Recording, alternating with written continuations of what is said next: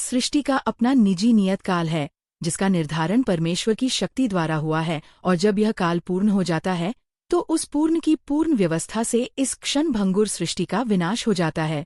क्षुद्र जीवों के लिए यह सुविधा प्राप्त है कि पूर्ण की अनुभूति करें। सभी प्रकार की अपूर्णताओं का अनुभव पूर्ण विषय ज्ञान की अपूर्णता के कारण है। इस प्रकार भगवद्गीता में वैदिक विद्या का पूर्ण ज्ञान पाया जाता है। सारा वैदिक ज्ञान अमोघ, अच्युत, और हिंदू इस ज्ञान को पूर्ण तथा अमोघ मानते हैं। उदाहरणार्थ, गोबर पशुमल है और स्मृति या वैदिक आदेश के अनुसार यदि कोई पशुमल का स्पर्श करता है तो उसे शुद्ध होने के लिए स्नान करना पड़ता है। लेकिन वैदिक शास्त्रों में गोबर को पवित्र करने वाला माना गया है। इसे विरोधाभास कहा जा सकता है, लेकिन यह मान्य है क्योंकि ये वैदिक आदेश है और इसमें संदेह नहीं कि इसे स्वीकार करने पर किसी प्रकार की त्रुटि नहीं होगी। अब तो आधुनिक विज्ञान द्वारा यह सिद्ध किया जा चुका है कि गाय के गोबर में समस्त कीटाणुनाशक गुण पाए जाते हैं। अतएव वैदिक ज्ञान पूर्ण है, क्योंकि यह समस्त संशयों एवं त्रुटियों से परे है और भगवद्गीता समस्त वैदिक ज्ञान का सार है। वैदिक ज्ञान शोध का विषय नहीं है। हमारा शोध कार्य अपूर्ण है, क्योंकि हम अपूर्ण इंद्रियों के द्वारा शोध करते हैं। हमें पहले से चले आ रहे पूर्ण ज्ञान को परंपरा द्वारा स्वीकार करना होगा, जैसा कि भगवद्गीता में कहा गया है।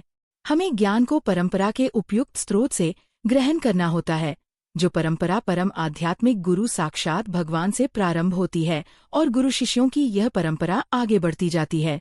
छात्र के रूप में अर्जुन भगवान कृष्ण से शिक्षा ग्रहण करता है और उनका विरोध किए बिना वह कृष्ण की सारी बातें स्वीकार कर लेता है। किसी को भगवद्गीता के एक अंश को स्वीकार करने और दूसरे अंश को अस्वीकार करने की अनुमति नहीं दी जाती। हमें भगवद्गीता को बिना किसी प्रकार की टीका टिप्पणी, बिना घटाए बढ़ाए तथा विषय वस्तु में बिना किसी मनोकल्पना के स्वीकार करना चाहिए। गीता को वैदिक ज्ञान की सर्वाधिक पूर्ण प्रस्तुति समझना चाहिए।